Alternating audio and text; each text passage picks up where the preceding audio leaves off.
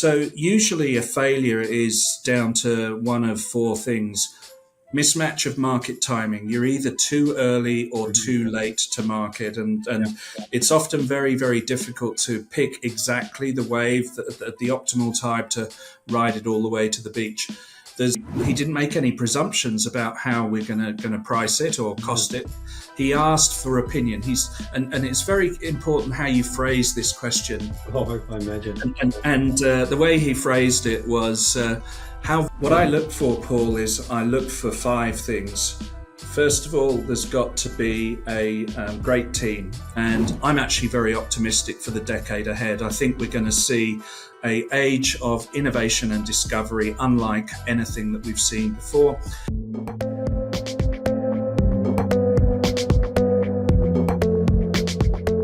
Welcome to the Startup Journeys Founders Unplugged podcast. Today we're honoured to have Nick McNaughton, a seasoned CEO, entrepreneur, mentor, investor and fund manager.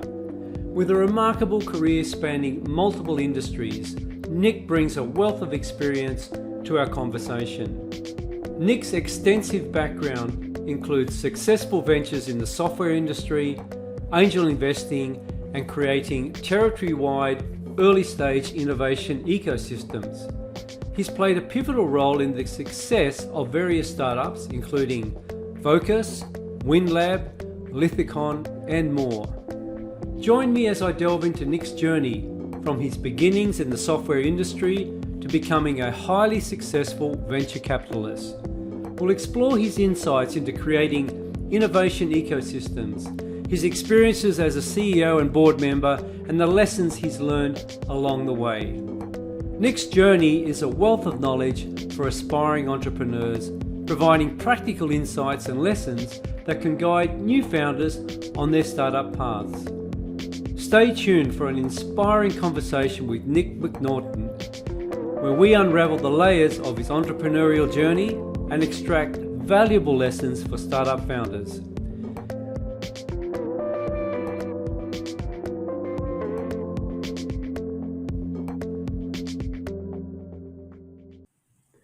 Welcome, Nick. It's great to have you on my podcast. Welcome to the Startup Journeys podcast.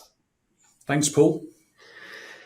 So, Nick, we have a bit of history going back. You used to be a mentor and also do workshops at the Macquarie University Incubator, which I was situated in for quite a number of years, even pre-COVID. And I always remember your workshops. And whenever I heard your workshops run, I'd be the first one to put up my hand because they were absolutely brilliant. They're very practical, nuts and bolts type workshop where, for example, if we did term sheet negotiation, it felt real. We'd have the investor and we'd have the founders, and it was like going through the real process. Or on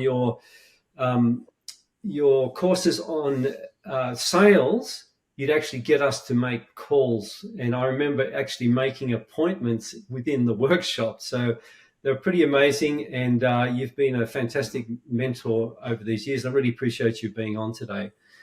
So, Nick, just so people get to know you a bit better, can you take us back to the beginning of your very long entrepreneurial journey and talk about what initially inspired you and how can your story help new entrepreneurs find a starting point as well? Thanks, Paul. Yeah, I've had three careers. So my first career was working for American technology companies, and I spent 16 years working for three tech companies from North America.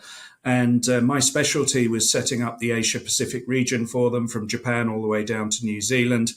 And what you learn from American companies is that, yes, they're at the forefront of technology, but they're the best marketers of technology on earth. And so the reason North America is the hub, if you like, of technology innovation is not just because of the technology itself, but also because of the way they market it around the world. Yeah, and I think that applies in a lot of areas. The US are known for that, aren't they, for their marketing? Yeah, they are. What they do when you start with them, they kind of brainwash you. They indoctrinate you through new hire training. They bring you in for 2 weeks. You're part of a cohort of newbies, if you like, who are joining the company. And you come out after 2 weeks of that high intensive process, absolutely a believer in the technology that you're going out to sell and highly motivated. So they have very, very good messaging. They have very good reward systems, and they produce highly motivated business leaders. And you just want to spend 7 days a week working for them. And that's why they're successful. Sounds a bit like a startup, really. It is, and in many respects, the startups that I joined, they had, in most cases, no more than 100 staff, so relatively small, growing very, very quickly. And I really enjoyed being responsible for new market development in a greenfield territory like Asia Pacific. And I loved every minute of those 16 years, but I was traveling all the time. And when my wife and I started to have kids, it just became problematic that I was away from home so much. So then I moved on to my second career, which was as an angel investor. And I've been an angel investor now for 25 years. I've invested in lots of software and tech companies here in Australia. Yeah. And so, some of them have gone on to be very big successes. That's fantastic. And obviously we're interested in those successes, but on this show, we also talk about failures and what we can learn from them as well. So a bit later, I'll ask you about maybe some of the bigger failures that happen and what were the reasons or what we can learn from that as well. So then I'm happy to talk about the failures now, Paula, because I think it's really important for your listeners.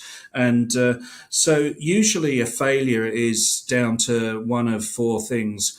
Mismatch of market timing. You're either too early or too late to market. And it's often very, very difficult to pick exactly the wave, the optimal time to ride it all the way to the beach.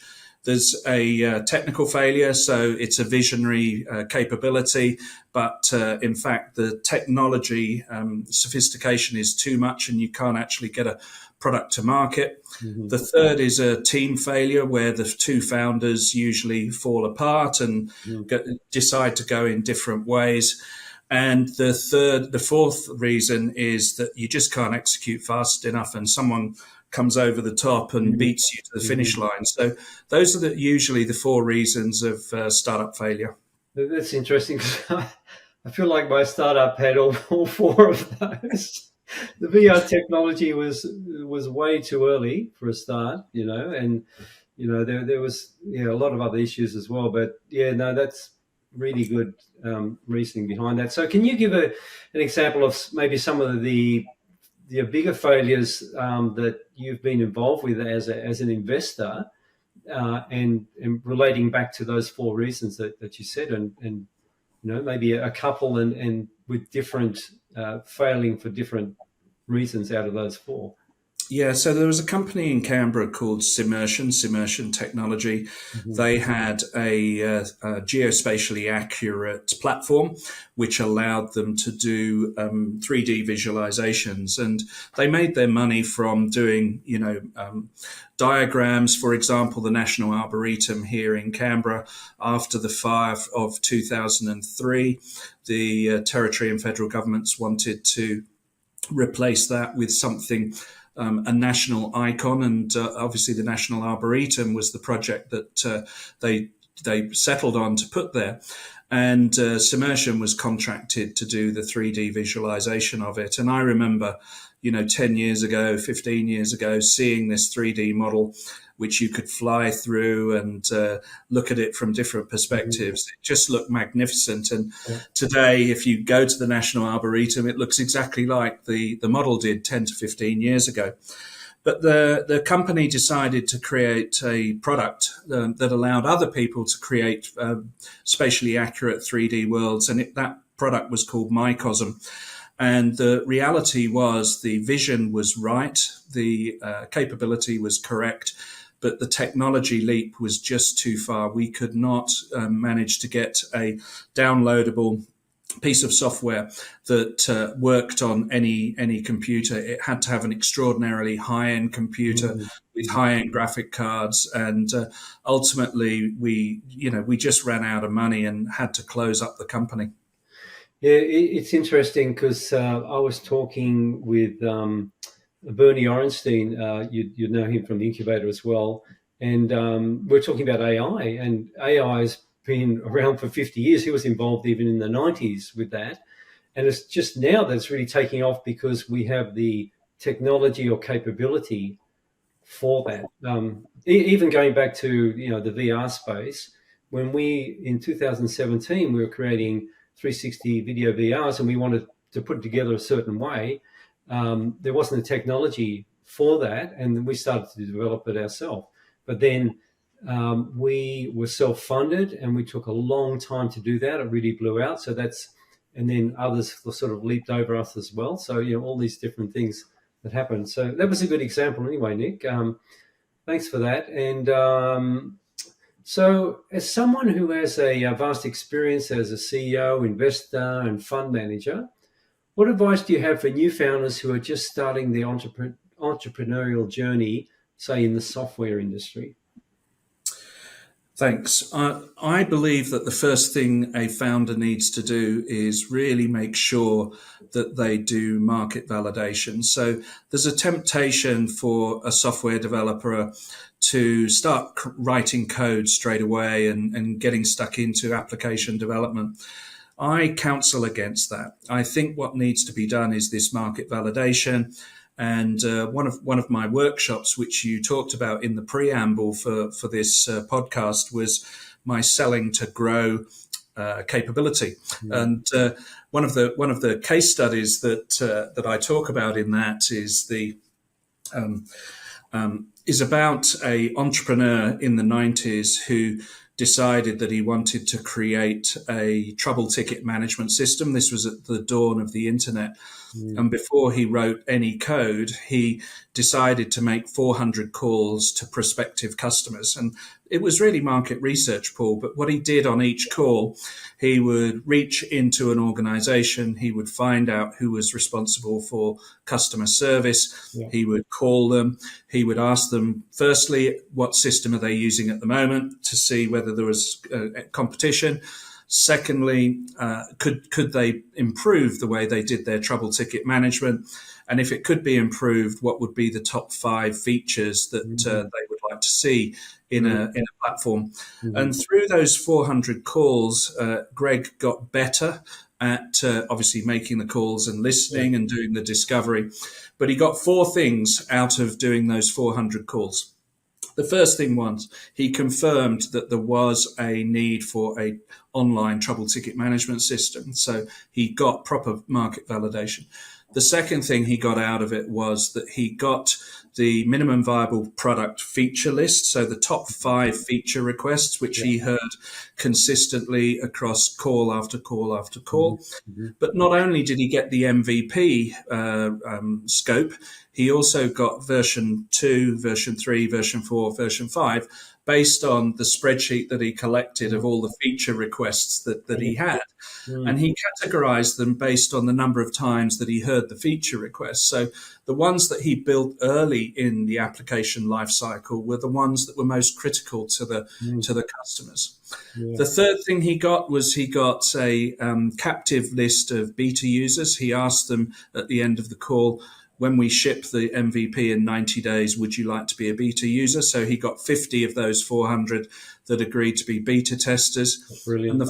And the final thing he got out of this, Paul, was he tested his pricing. So he didn't make any presumptions about how we're going to price it or cost it. He asked for opinion. And it's very important how you phrase this question. Oh, I imagine. And the way he phrased it was, how valuable would this be to your organization? Right. I love it. So you use the value instead of cost and pricing.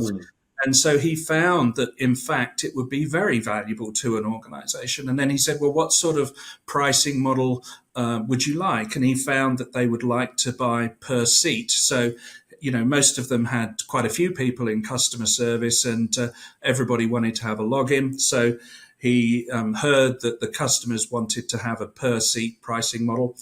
And then finally, he asked them, and how much do you think it should be per seat? And he collected that information from all of these calls. Yeah. And at the end, he worked out what his pricing should be. So these call outs are incredibly valuable, and it saves a founder an enormous amount of time in terms of testing all of these things. Absolutely. It's just such a brilliant case study, that, and it's something that people should replicate. And I know a lot of people are really, hesitant to make calls, and that can be a real trap as well. And it's something that you advocate a lot, and it's so true. It's like there's nothing really better. I mean, social media is great, but sometimes it's a bit of an excuse not to call, because if you actually call and talk to people, it is a different experience and you get different feedback. So that's something I learned from you. Not that I felt like doing sales, I had to be in a certain mood. Otherwise, I felt a bit gloomy or something, and then I wouldn't come across the way I wanted to. But sometimes it's just like the exercise, just go to the gym and then you'll feel better. Just start doing it. I think you just have to book it in and make it a routine. But no, that's a great study. And it's so important, isn't it, getting it right? I mean, like even in our experience, we, instead of doing the MVP, it just became huge, because we'd like, we can do this and we can do that. And, without really doing the proper research, we thought, this would be fantastic. And people liked what we did, but it just blew out so much. And if we had done something like that at the beginning, or maybe we wouldn't have even started, or maybe it would have made all the difference to target exactly. Agreed. I mean, I've heard even Google, when they did their, forget what it's called, like the 3D glass. Oculus. No, Google Glass, I think it's called. And I think the first one was partially done with a coat hanger or something. This is Google. So yeah, that was a great example. So Nick, entrepreneurs often face early challenges, and I know that from experience. Can you share one significant obstacle that you overcame in your career, and provide insights to new founders how to tackle similar types of hurdles? I think you've got to find a co-founder that mirrors and matches your capabilities extremely well. I'm an ideas guy. I'm a good communicator. I can pitch pretty much any idea that you can come up with, but Yeah. I'm not a technologist. So you need to have a co-founder who's a tech god to go with the sales god. And if you don't have either, you're going to be stuck in this world where you've got a piece of technology that's really good, but no one's actually selling it. And there's an example in the co-working space that I'm in now of that. And if you've got a sales god without the tech god, you've sold a vision and an idea, but you can't actually deliver on it. So you need both of them. The chemistry needs to be good. You need to be aligned on the cadence of this. And so often there's a friction between how fast are we running and how bulletproof is the tech going to be when you ship the minimum viable product, and that tension between running hard versus being considered is it's a real tension that I see a lot between early stage founders. So Nick, as a very successful venture capitalist, what key strategies would you recommend for new founders seeking investment? What I look for, Paul, is I look for 5 things. First of all, there's got to be a great team. So we talked earlier on the podcast about the tech god and the sales god. Yeah. I'm looking for people, founders who have been in an industry for, in many cases, decades, and they've lived and breathed that industry for a long period of time. And what they've experienced is they've realized what the fundamental problems are from that particular industry from the inside. They then step out and decide to create a startup that solves that specific problem that they know is endemic within that industry. I really like founders like that. I also like vast micro niches. So vast total addressable markets, but I call them micro niches. So a good example would be a company that we backed in my last fund called Liquid Instruments. It was a spin out from the ANU. The founder, Professor Daniel Shattuck, had been, obviously he was a world-leading academic, but he had also worked for NASA and JPL.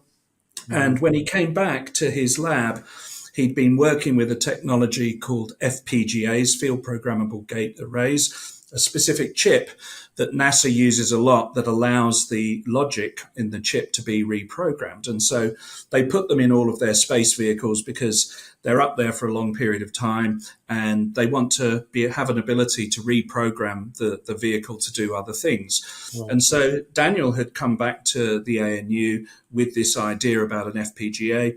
He walked into his lab and he saw just rack after rack after rack of single-purpose scientific test and measurement devices.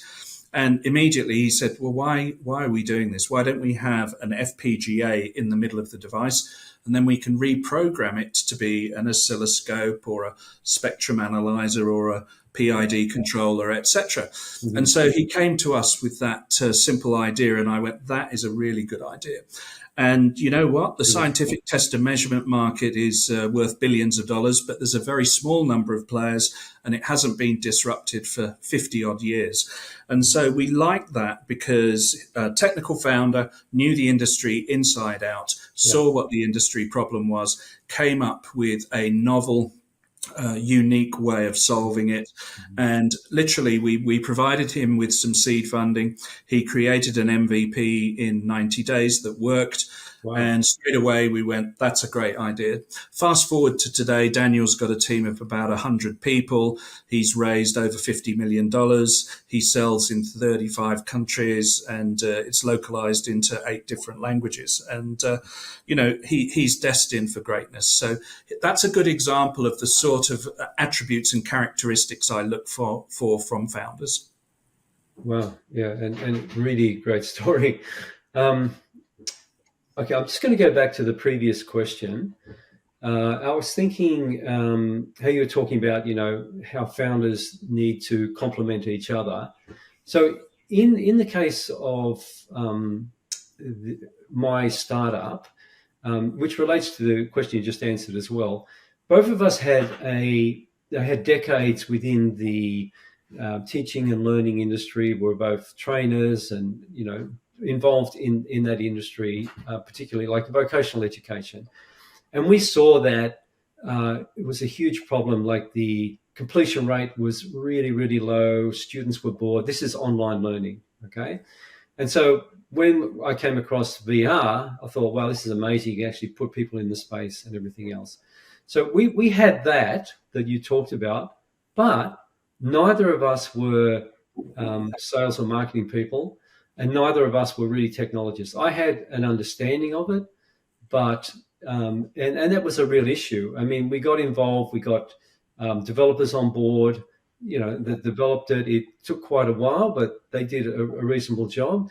But then we put probably too much money into that and not enough into sales and marketing. So in those cases, if the founders, same like they're from the industry, they understand it, but they're not technology or sales and marketing, or only one, would you say, put more of your resources into that? Because looking back, this is why I'm highly qualified to do this podcast, because I made just about every mistake in the book.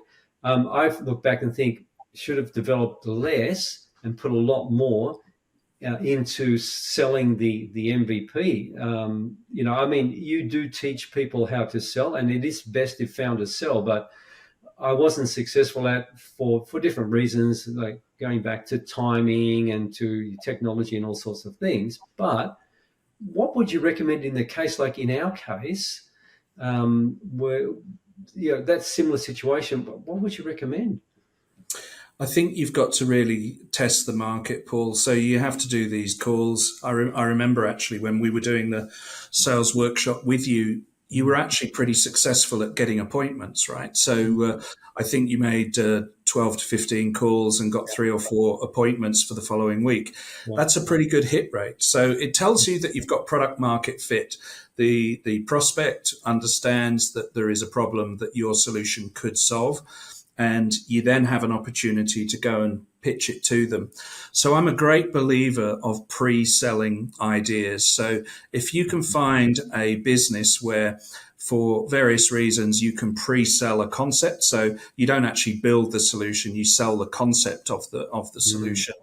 And then you have the opportunity to potentially bring in revenue before you actually build something. Let me give you an example. So the latest company that I'm leading is called Campus Plus, and we help universities commercialize their research. Yeah. And we do it through a professional development webinar series called PD Plus. Now, this is the period of the year when budgets are up for renewal. So it's the end of financial year for universities. Many universities have got unallocated funds. So we've been doing a call out over the last few weeks to our subscribers and new universities to seek if they want to utilize any of their unallocated budgets from 2023 to pay for the subscription for PD Plus in 2024.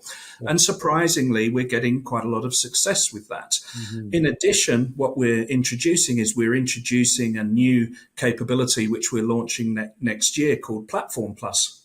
And it's where we're able to actually have a way of tracking a researcher all the way through their commercialization journey through the platform that we're building. We've trademarked a phrase called the Curiosity Index.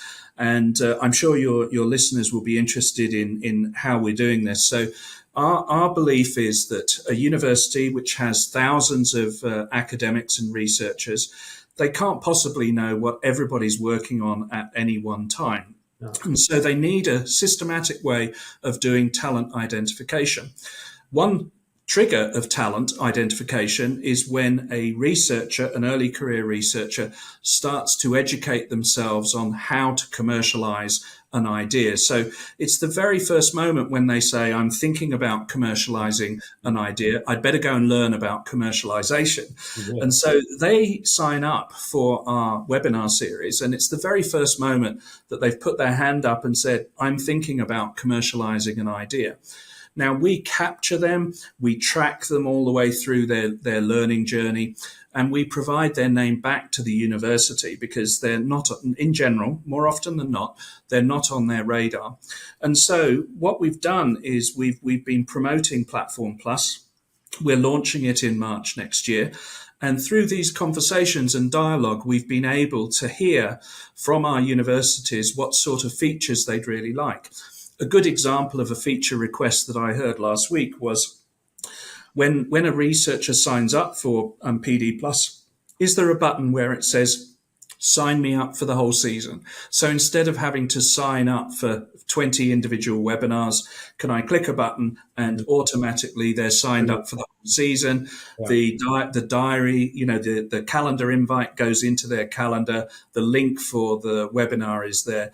And so when you have these conversations with your customers, they give you really, really great feedback on things that you go, that's a really good idea. We're going to build that. And so getting back to a point that we talked about earlier in the podcast, Paul, this engagement with your prospective customers is so important because the dialogue helps you, one, pre-sell the solution. And by the way, we've already pre-sold Platform Plus to several universities here in Australia. And secondly, you get all of this intelligence around what they want to see in that platform. Wow, yeah, that's brilliant, Nick. That is going to be something that's really, really helpful for the industry and for researchers, obviously, because I guess researchers, just like, many startup founders, they don't know that much about commercialization. Like we may not know much about sales, so having that type of thing, that'd be great to have that in the startup space as well. Potentially, yeah. We're really focused on the commercializing research. That's really my last fund where we're at ANU Connect Ventures. It was very successful, but what we learned over the decade of running that, and the reason I started these workshops that you first met me at, was because it became clear that the ecosystem wasn't there to support a founder going on this journey. And, Macquarie University, many universities in Australia now, they have incubators, they have co-working, they have accelerators, they have translational funding, they deliver programs. But 10 years ago, we didn't have any of that. And so what I learned back in 2013 when I first joined ANU Connect Ventures was we needed to build this innovation ecosystem around the community so that an entrepreneur, a founder, an academic could go on this journey. And so what we've done in Campus Plus is we've encapsulated all of that together, and we now sell it systematically to higher education institutes across the world. We're operating in 3 markets now, the UK, Australia, and New Zealand. And it's the same problem in all markets, right? So governments want to see a bigger return on investment from their fundamental research. They want to see more commercialization and impact benefits for society. But there's no one to teach the practitioners how to do it. So that's the gap that we're filling. And we appear to be in the right place at the right time. We're growing phenomenally fast. And I'm actually very optimistic for the decade ahead. I think we're going to see an age of innovation and discovery unlike anything that we've seen before. We're seeing it in space technology. I don't know whether you saw the Starship launch at the weekend. It got further and higher than the previous version, but the inventiveness of humanity at the moment, it's really quite remarkable, and it's a great time to be alive. Yeah, absolutely. We might all be living on Mars sooner than we think. Yes, but true. No, good The point. moon, definitely. The moon. We will see the colonization of the moon in the next decade. So That's amazing. I'll make a prediction to your readers. Okay. Well, I'll interview you again in a decade, and we'll see. Maybe we can interview from the moon. How about that? Deal. Now, Nick, this is probably a bit of a funny question for you because of your involvement in, being a VC and having funds and all of that. It's really high-level stuff. But I have been interviewing some people, for example, Cameron Neal, who does funding for impact startups, which I think is a really worthwhile space. And, he was talking a lot about the gap between, the mums and dads and the initial bit of money to start off with.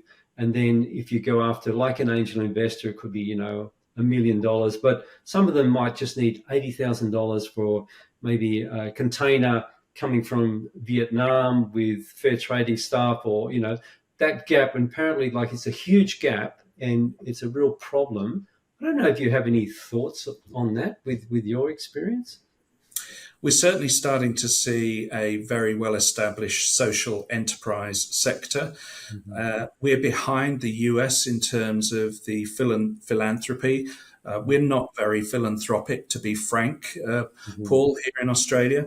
And I reflect that that's largely down to the tax regime. So in North America, they have very favourable tax incentives for individuals and family offices being philanthropic.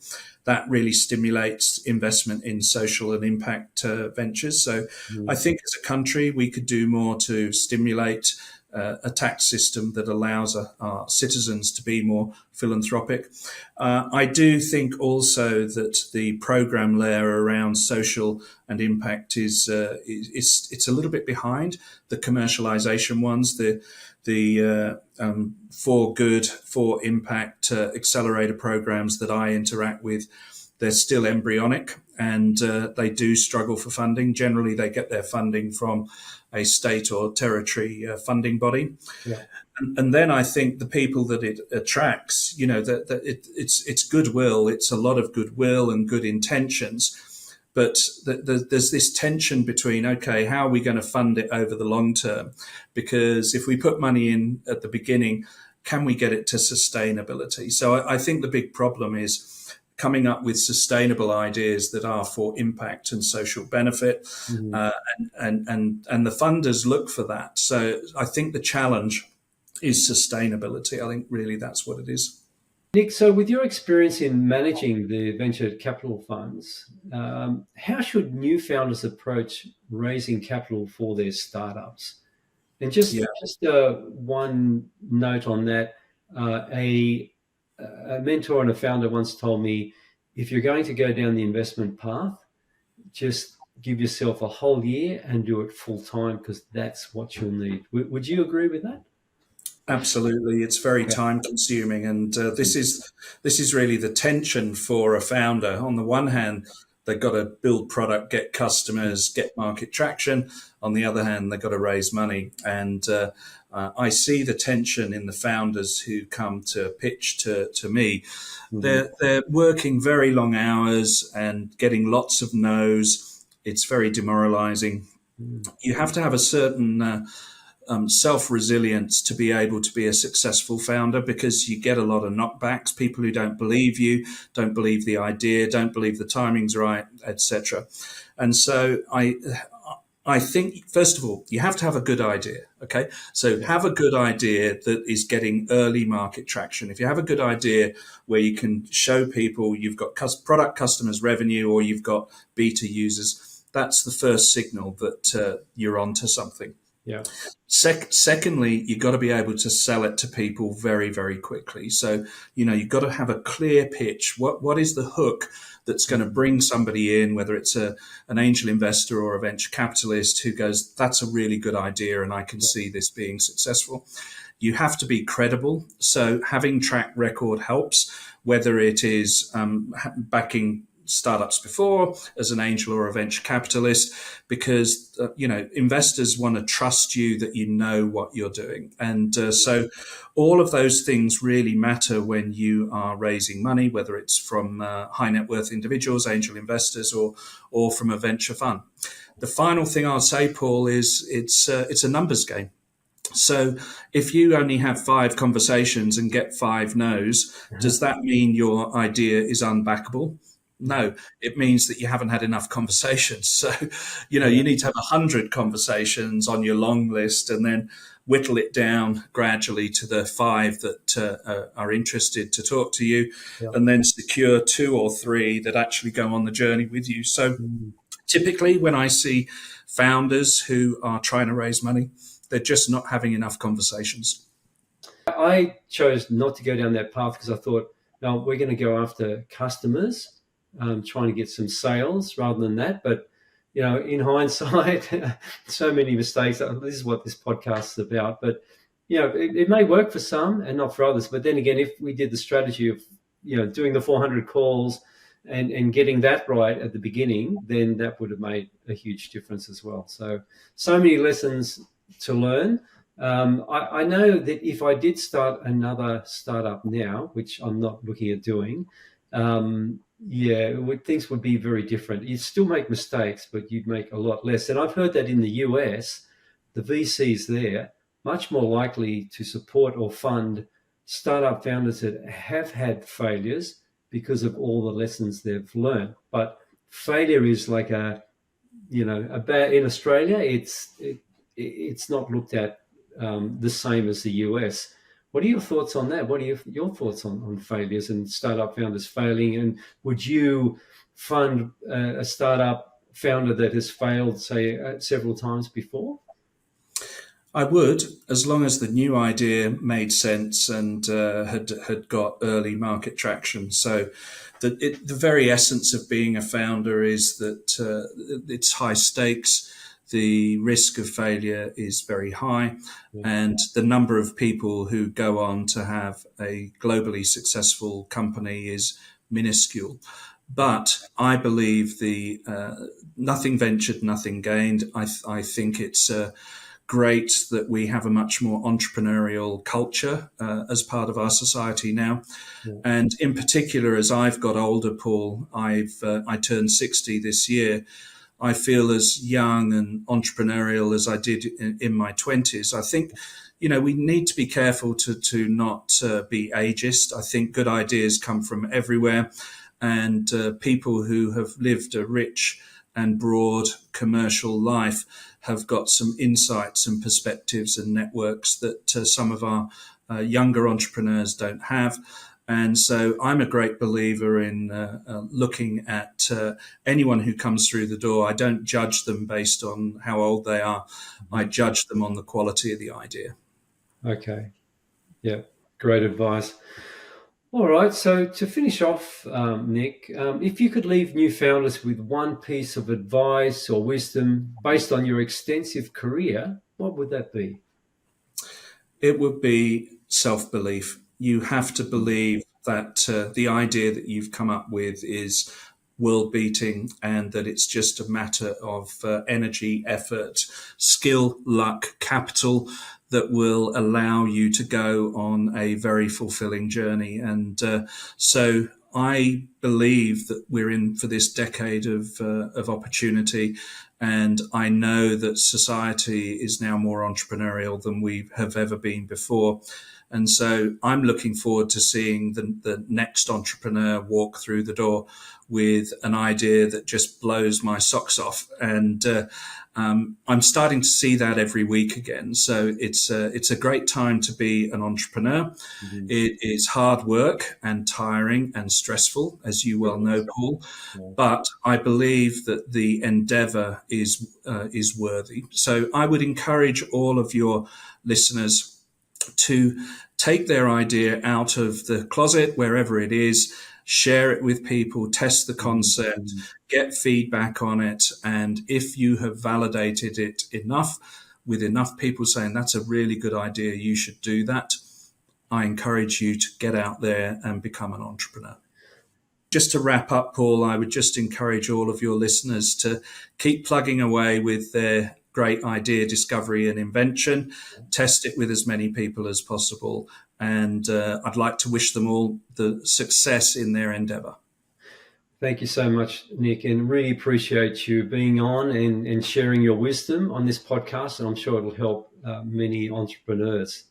Thank you very much. Thank you, Paul.